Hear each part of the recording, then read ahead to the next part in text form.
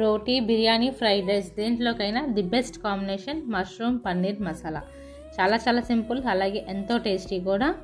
దేంతో అయినా కూడా చాలా బాగుంటుంది, మంచి ఫ్లేవర్ఫుల్గా కూడా ఉంటుంది. చాలా సింపుల్గా కూడా చేసుకోవచ్చు. దీనికోసం 4 టమాటాలు, 1 ఉల్లిపాయ, కొంచెం జీడిపప్పు, అల్లం, వెల్లుల్లి, పచ్చిమిర్చి, గసగసాలు, కొంచెం మెలన్ సీడ్స్ ఇవన్నీ కలిపి స్మూత్గా మిక్సీ చేసుకోవాలి. ఇవేమీ ఫ్రై చేయకలేదు, పచ్చివే.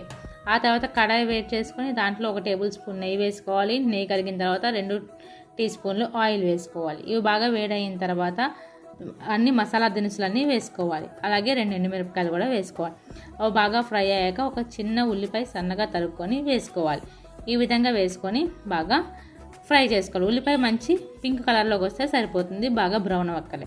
అలా ఫ్రై అయిన దాంట్లో మనం ముందుగా చేసి పెట్టుకున్న పేస్ట్ని కూడా వేసుకొని బాగా పచ్చివాసన పోయేంత వరకు మధ్యలో కలుపుకుంటూ మూత పెట్టుకొని ఫ్రై చేసుకోవాలి.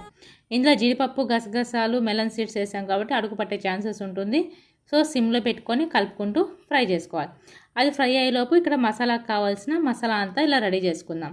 ఇక్కడ పైన మెన్షన్ చేశాను చూడండి, ఉప్పు, కారం, పసుపు, పెప్పర్ పౌడర్, అలాగే కసూరి మేతి, ధనియాల పొడి, కొంచెం ఇంగువ, జీలకర్ర పొడి, కొంచెం sugar, Kashmiri red chilli powder, అలాగే గరం మసాలా.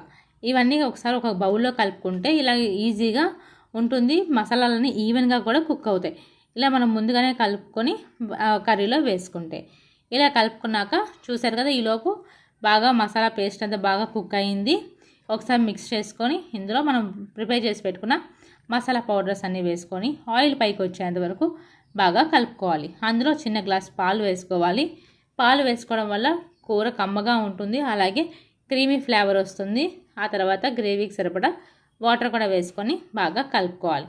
కలుపుకొని థిక్నెసెస్ చూసుకొని ఒకసారి వాటర్ కావాలంటే అడ్జస్ట్ చేసుకొని మూత పెట్టుకొని కొంచెం ఉడికించుకోవాలి. అది ఉడికిన తర్వాత మష్రూము అలాగే పన్నీర్ పీసెస్ ఇందులో వేసుకొని బాగా కలుపుకొని మూత పెట్టుకోవాలి. మష్రూమ్ ముందుగా ఫ్రై చేయకలేదు, పన్నీర్ కూడా ముందుగా ఫ్రై చేయకలేదు.